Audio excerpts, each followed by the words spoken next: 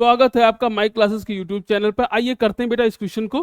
ठीक है, क्वेश्चन आता है इस तरह के पेपर, कुछ कंपटीशन एग्जाम में क्वेश्चन आए हैं। ठीक है, देखिए करते कैसे हैं। हमने क्या किया बेटा, जितना सिंप्लीफाइड हो सकता है इसको उतना करिए आप, जितना सिंप्लीफाइड हो सकता है। तो क्या हम इसको ऐसे लिख सकते हैं, हमने इसको लिख लिया बेटा 2 की पावर, ये पावर अंदर जाएगा। ठीक है, इसको थोड़ा सा समझने के लिए क्या हम इसको ऐसे लिख सकते हैं कि 2/3 पे होल पावर 2 पे होल पावर 1/3। हमने बेटा 2/3 को अलग कर लिया, 2 इंटू 1/3। ठीक है, अब 1/3 को आप ऐसे लिख सकते हो, 1/3 को इस तरह लिखा जा सकता है, और 2 की पावर 2 को क्या लिख सकते हो आप, 4/9। ठीक, अब बात और समझ में आ रही होगी। हम बेटा इसको कैसे लिख सकते हैं, ऊपर नीचे अलग अलग कर दीजिए पावर, तो यहाँ 4 और यहाँ क्या आ गया 9। जब भी इस तरह के धर्म संकट में आप पढ़ें, जब भी इस तरह का धर्म संकट में आप पढ़ें, तो हमेशा क्या करेंगे, इसको मल्टीप्लाई करेंगे 9। ठीक है, अब हम मल्टीप्लाई कर रहे हैं यहाँ पे। ठीक है, किससे करेंगे ऊपर नीचे मल्टीप्लाई, ये आपको देखना है। ठीक है, तो आप यहाँ पे लिखोगे, ठीक है, आप यहाँ पे क्या लिखोगे 9,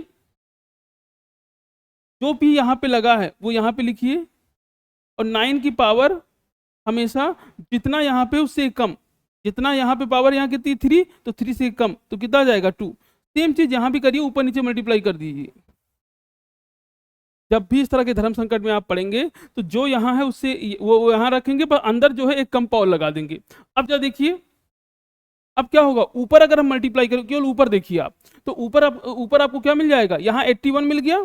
ठीक है, तो यहाँ हो जाएगा 3, ठीक 4 है। आपको पता है कि यहाँ अंदर 3 का मतलब कि पावर 1/3 को हम इस तरह लिख सकते हैं, ये आपको पता होगा, मुझे पता है पूरा। ठीक है, और इसको हम क्या लिख सकते हैं, इसको ये वाला जो है आपके पास कॉन्सेप्ट है, तो इसको आप देखिए, तो ये आपके पास 9 की पावर 2 कितना हो जाएगा 81, और यहाँ भी कितना है 3 अपॉन। अब बेटा देखो, यहाँ 9 की पावर है 3, और यहाँ भी 9 की पावर होल कितनी है 3। ठीक, तो अगर हम तीनों को एक साथ लिखें, अगर हम तीनों को एक साथ लिखें, तो ये हो जाएगा 9, और यहाँ पे 9 की पावर 2 है तो 3 हो जाएगा। एक बात समझो आप, जैसे ये दोनों अलग अलग हैं, सब पे पावर सेम है, दोनों पे पावर कितनी है, होल पावर 1/3 है, तो दोनों को एक साथ लिखा जा सकता है।